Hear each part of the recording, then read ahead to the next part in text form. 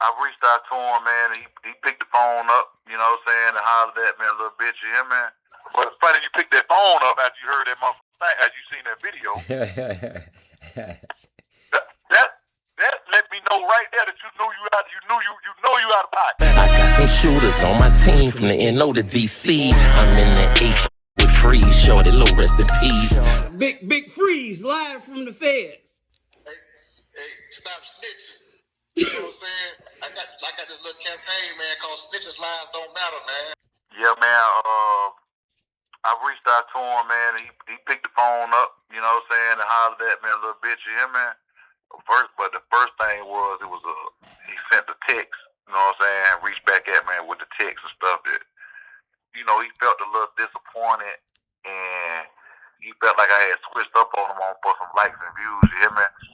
So I had to explain to him, boy, like, hey, bro, you know what I'm saying, this was my last resort was to reach out to you in this manner because I don't reach at you everywhere I can more than one time, you know what I'm saying? And, you know, like, you know, people always misconstrued or think that, you know, people do this stuff for likes and views.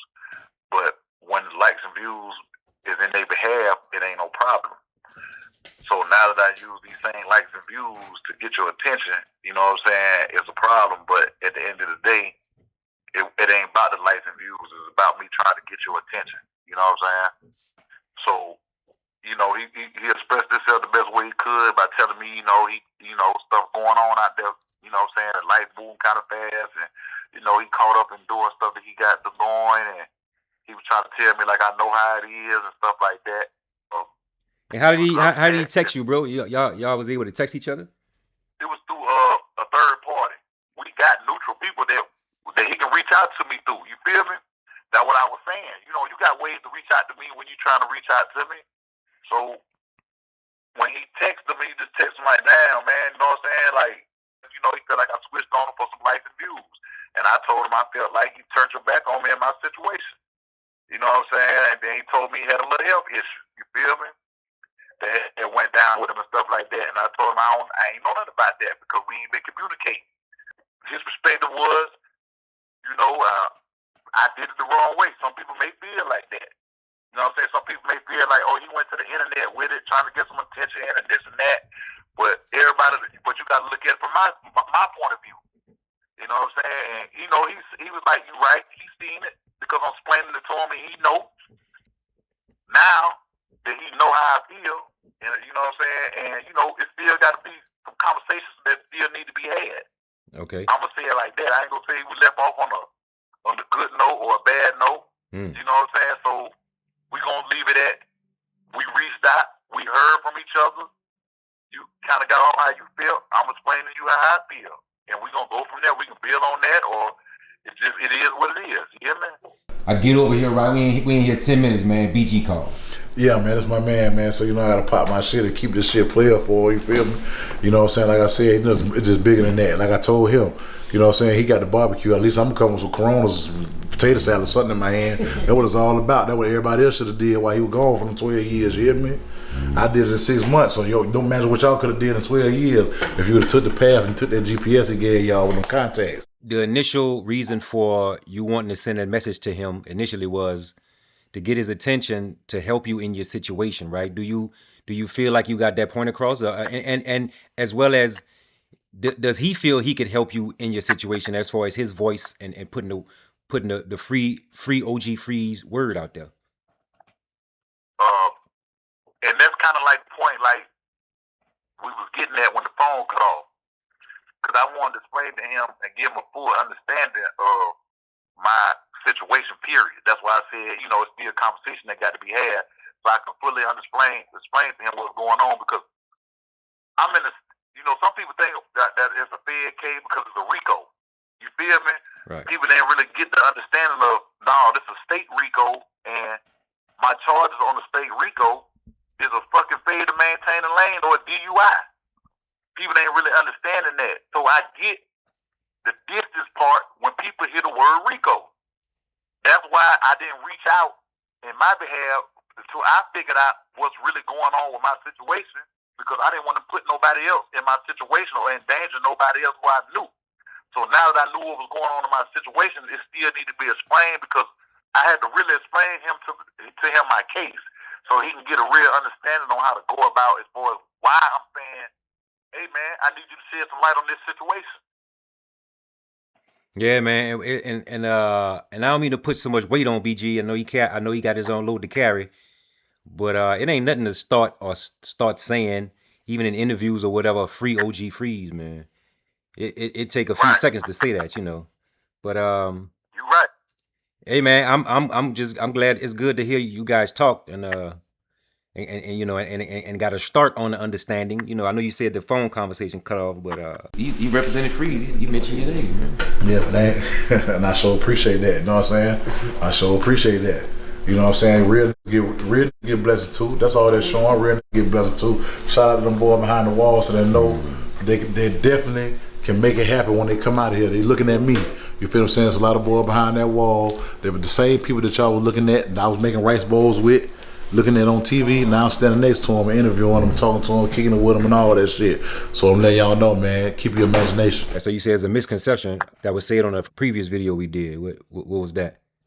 And it was a misconception of saying that I saved his life about a phone situation. And I never said that I saved his life. My extra statement was, like I ain't had my knife out when a nigga tried to run off with that phone. You feel me? So when you asked me about that, and asked me, can I talk about that situation? I told you, yeah. I told you it was a situation where he had bought a phone, and the homie had passed it to one of our homies to give to him, and the nigga ended up keeping it.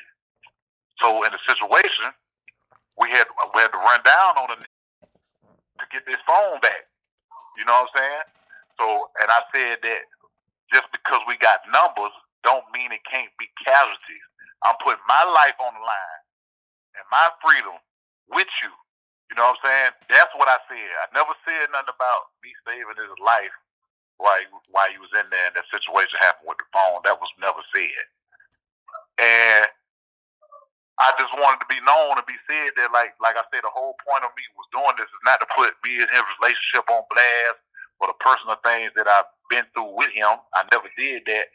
I'm just basically just speaking on how I felt and how I felt he should be carrying me as far as because of me and his relationship. Right. That I felt like had some type of value to it. That's all. Like I said, to understand, I get it. It don't take but a few seconds to reach out and say this or say that, you know what I'm saying? And like I told him, it ain't like I was slandering your name. I'm just trying to get your attention by letting you know as a real dude, like we just wasn't in the prison together. We was on the street too. You know what I'm saying? What you got to say? What would you say if you have an opinion on the people in the comments that say, well, BG don't owe him anything for him to be coming that strong, you know? I'm going to be honest with you. When people say that, I think that's like them that's like taking the coward way out of a situation that you're supposed to stand on. Oh, I don't owe you nothing. Yeah, you do. You do owe. Because when you got a certain bond with a person, then you supposed to carry it a certain type of way. If you say stuff out your mouth, you're supposed to stand on it. So yeah, you do owe. I don't owe you as far as like financial.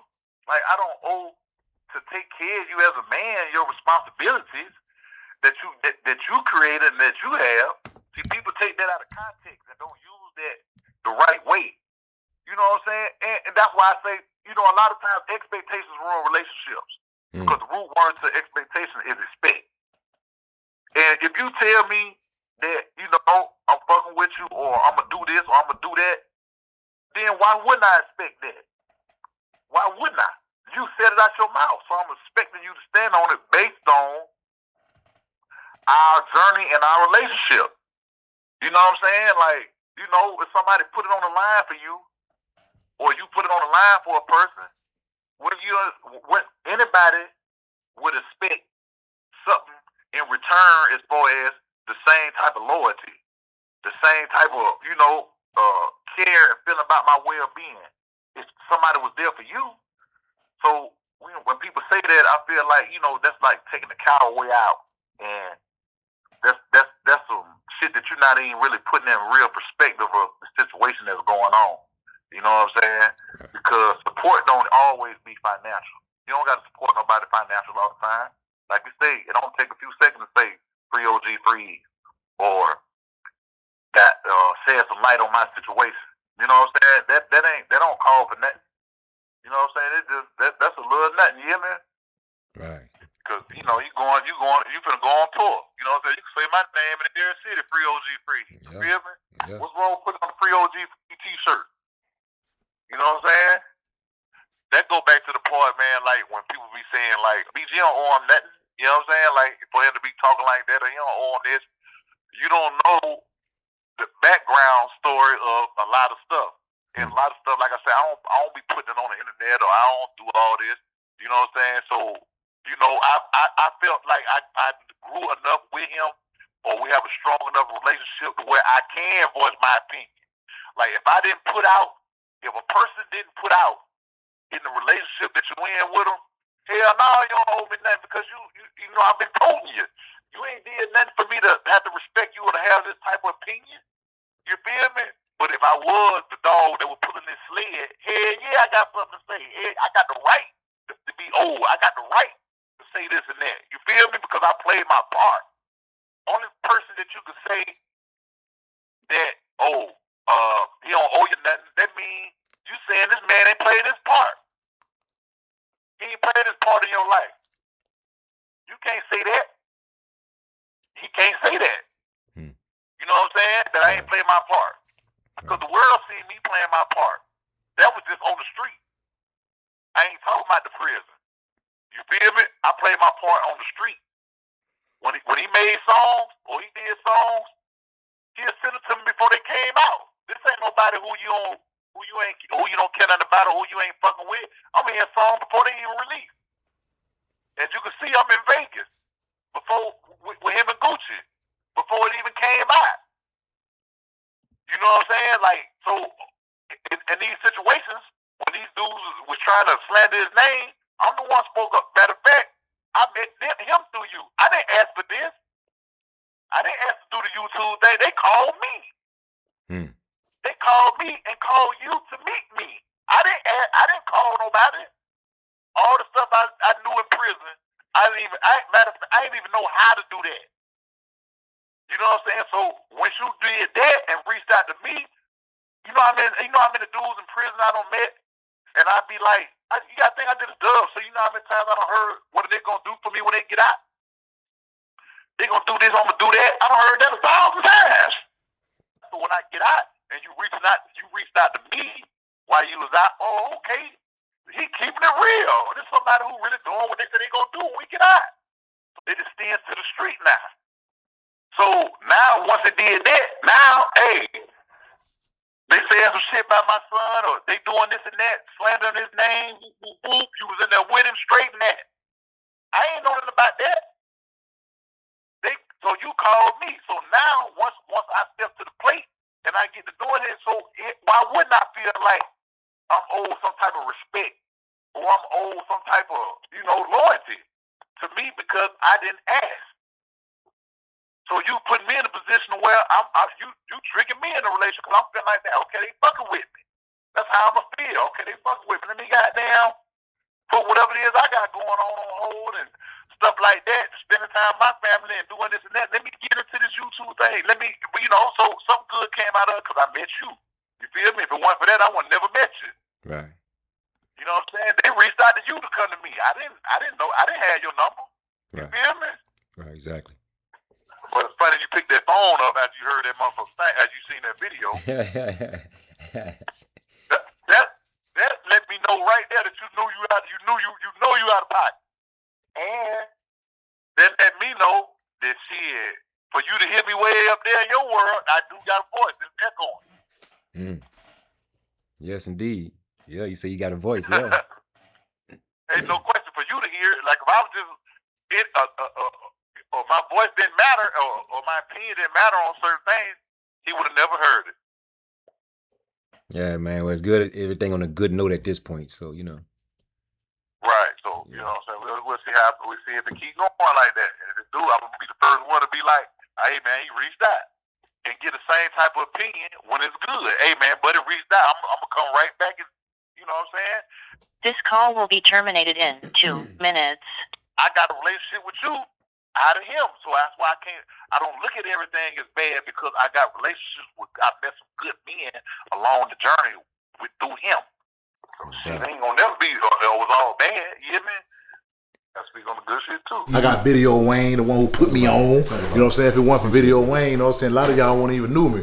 But I shout out to Video Wayne and the Real Report for getting this shit started, and they done started a whole nother way, you hear me? I appreciate y'all. Shout out New Orleans, man. It's a slogan I used to tell BG when I was in the cell with him all the time. I used to tell that, if you the nigga with the picnic, the least I'm gonna show up with some potato salad or some baked beans in my hand. The table might be already full, but I'm gonna put my little stuff on there, and that's to say I ain't coming empty-handed. You hear me? Right. I'm gonna have something in my hand. I ain't just showing up meat ready to eat at the barbecue. I got something in my hand when I pull up.